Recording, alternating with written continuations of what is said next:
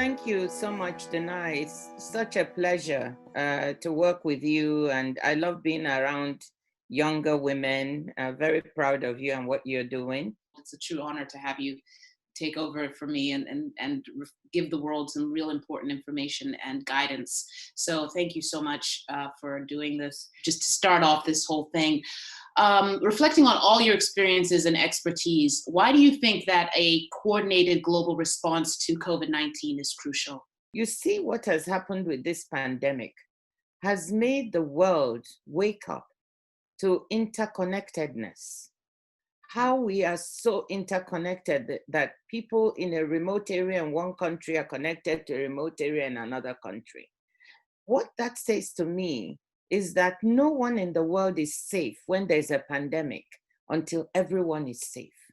Because, the person that has it in some remote area, you may be in your rich country thinking, yes, we've got it under control. We have the health systems, we have the test kits, we have the training, and we're okay.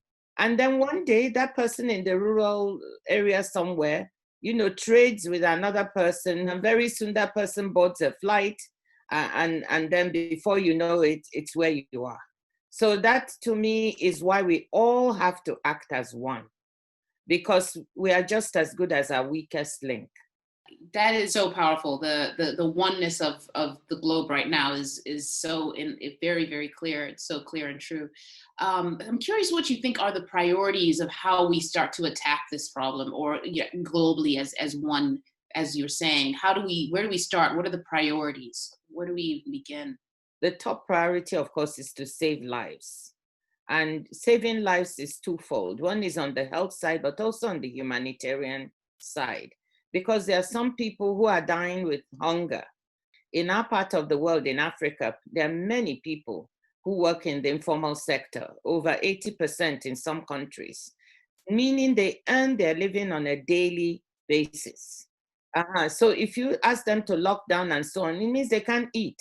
So our priority is twofold. One, to get the equipment and the masks and all the measures to protect our health workers and protect ourselves that we need from this disease in the short term. And at the same time, to make sure that those among us who cannot eat and their families cannot eat because of the measures are given food, and that our social safety nets deliver what they should. And what is the risk, would you imagine, if we don't have a global response, which we're still trying to develop one? There isn't one yet really clearly that we can see yet. What would you say is the risk of if it doesn't happen? What are we facing? Well, we face the risk of a world of tremendous inequality, which will come back to haunt us. Let's remember that, the developing countries, many parts of the world, some of them were doing quite well. I mean, take Africa. We were not doing that badly in terms of economic growth and development recently, before we had this exogenous shock. When you have that kind of a shock, it means that everybody has to come together to solve it. Let's take the scenario where, people are just solving it for themselves. And they have enough medical supplies, they have enough to eat.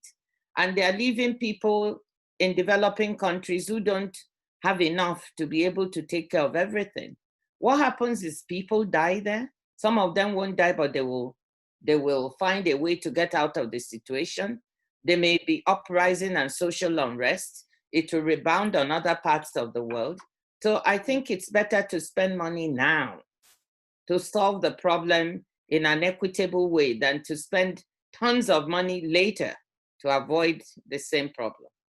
Is there any where we can see an optimism, or you feel an optimism towards how it's been dealt with, or how people are looking to deal with it, or are responding globally? Is there any source of optimism we see? Absolutely.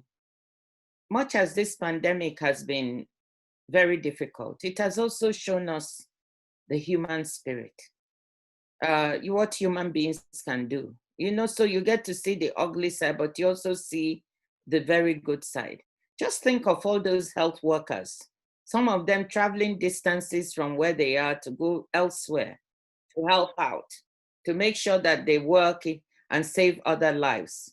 The generosity of some people who have come forward those who have food but no others don't have, and they've been able to put things forward to help other human beings. The second reason I'm optimistic is because I think we will learn lessons from this that will push us as a world in a better direction.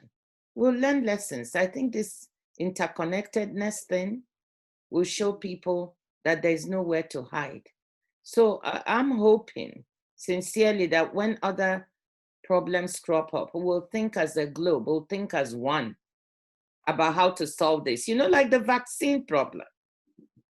When we get it, we know that if we don't make it accessible and affordable to everybody, we'll have that weak link that may come back to haunt us. So I'm optimistic in that way that this will help us change some of our habits and show us that nationalistic sentiments, wanting it to do only for ourselves, just doesn't really work in the long term. Thank you so much. It's an honor to speak to you, and I'm so excited that the world will hear you more and more and more over this time, because we need to hear from you. I've actually enjoyed this. Which is saying something. You know, I breezed through the day with so many interviews and so many things, and I was telling Gloria, oh my God, now I've had fun. Oh, good. Me Thank too. you so much. Thank you to one.